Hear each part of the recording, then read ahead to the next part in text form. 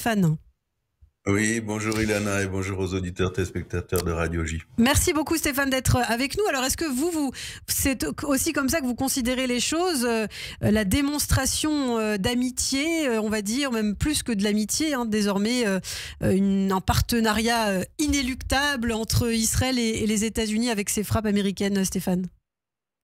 Je dirais simplement qu'on a des intérêts convergents et que le monde libre, que ce soit les États-Unis, Israël, le monde arabe et vous en Europe, ne pouviez pas s'accommoder d'un Iran possédant la bombe atomique. Et les deux pays qui ont pris leurs responsabilités jusqu'à maintenant, c'est Israël et les États-Unis.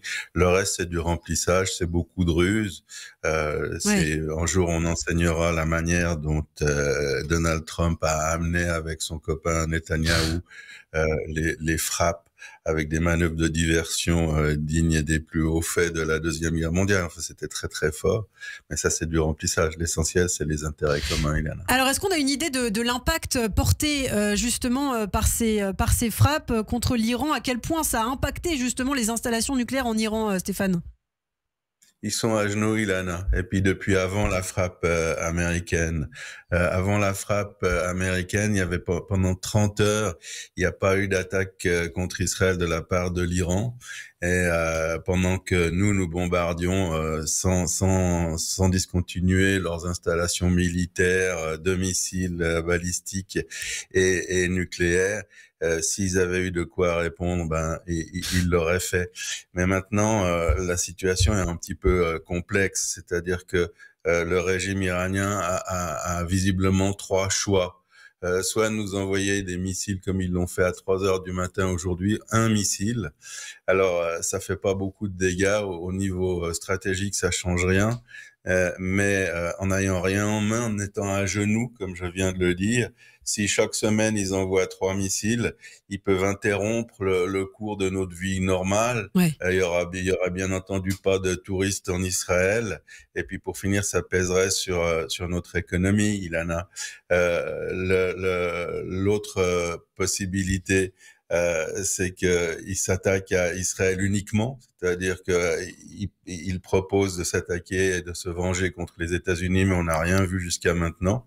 Donc il continue cette guerre cette guerre à long terme.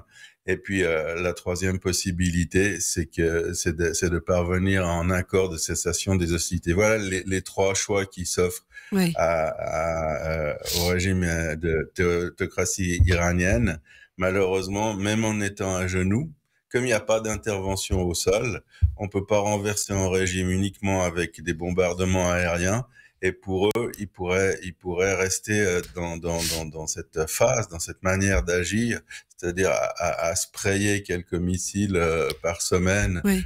Alors Sur nos le but premier n'était pas de Oui. renverser le régime, était surtout de détruire les installations nucléaires. Est-ce que c'est pas aussi maintenant à la population iranienne peut-être de prendre le dessus et de faire tomber le régime lui-même, enfin elle-même, la population iranienne?